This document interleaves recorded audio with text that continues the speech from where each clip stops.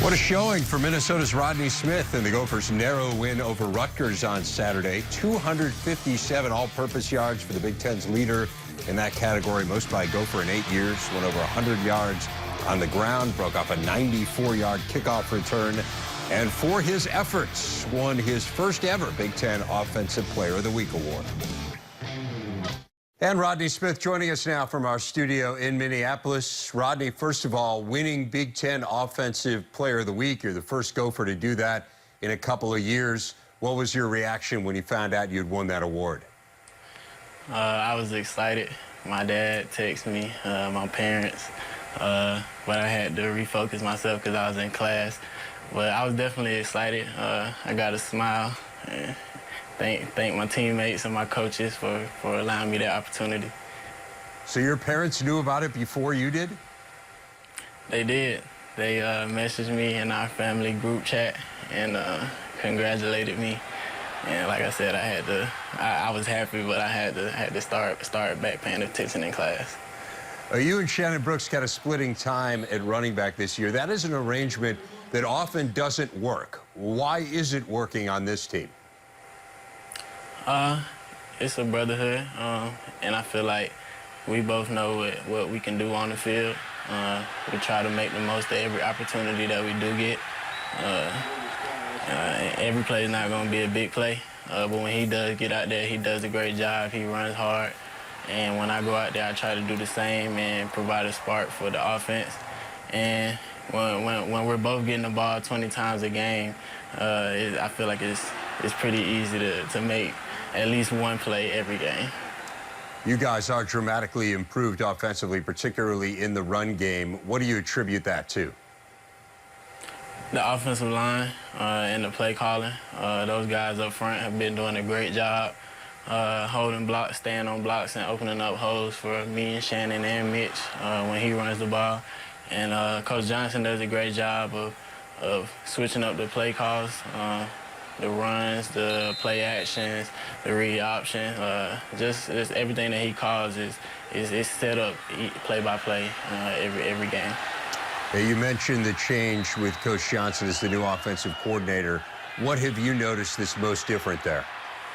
For me, playing running back, I really enjoy the zone schemes because you don't have to always hit the specific hole that the play is assigned to go to. So that's definitely something that I've noticed. Just the zone scheme that we run, he calls it a lot more often, and it allows running backs to really show what they can do. Rodney, you are from Jonesboro, Georgia, a town of less than 5,000 south of Atlanta. What's been the biggest transition for you going from the small town in the south to a big city in the north? Definitely the weather. I might have anticipated that, given the fact that you're wearing a winter hat and it's not even Halloween yet. Yeah, it's the weather was definitely a big change for me. The food, I had to adjust to the Minnesota food and how they season their food. But the culture is great here. I love it. Everybody's here nice. Similar to where I'm from, everybody's welcoming. And I enjoyed that coming to Minneapolis. What's different about the food seasoning? You know, in Georgia, deep south, I think we fry a lot of foods. Not a lot of fried food up here. I couldn't say specifically. It's something I would have to ask my mom, but I definitely taste the difference when I got up here. You were a little bit overlooked as a recruit. Minnesota, your only Power 5 offer. You had a lot of FCS interest, not as much FBS, and yet here you are excelling in the Big Ten. Why do you think you were overlooked as a recruit? My junior year in high school, I tore my ACL, and those bigger schools get their commits usually after their junior year when they go to camps and spring ball, and I wasn't able to do those things because I was rehabbing. So the bigger schools passed up on me. They didn't think that I would be able to bounce back from my ACL, and they were already getting their commits for running back. So that definitely played a part into it.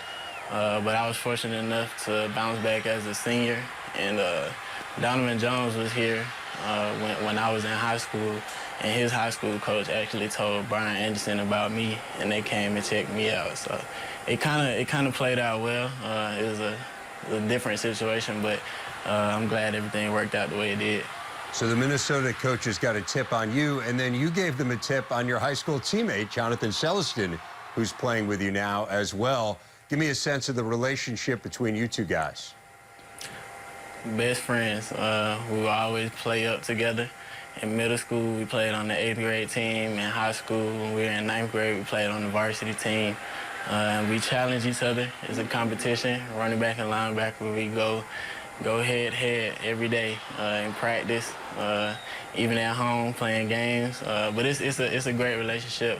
I love him to death, and I feel like we bring something to the team that a lot of guys can't do because of our relationship growing up together.